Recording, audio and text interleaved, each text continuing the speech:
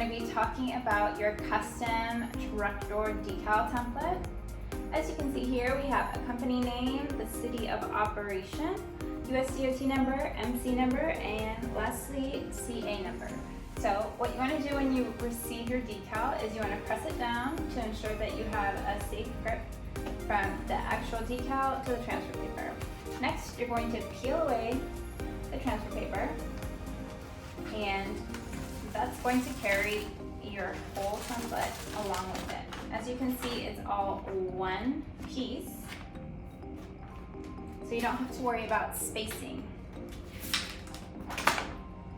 You're going to place your decal right where you want it, and then you're going to go ahead and slowly press it down.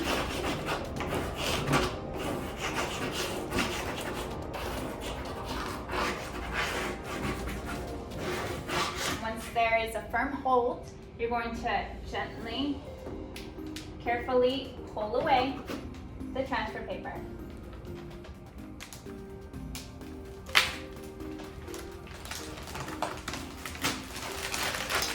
And there you have it, an installed custom truck door decal.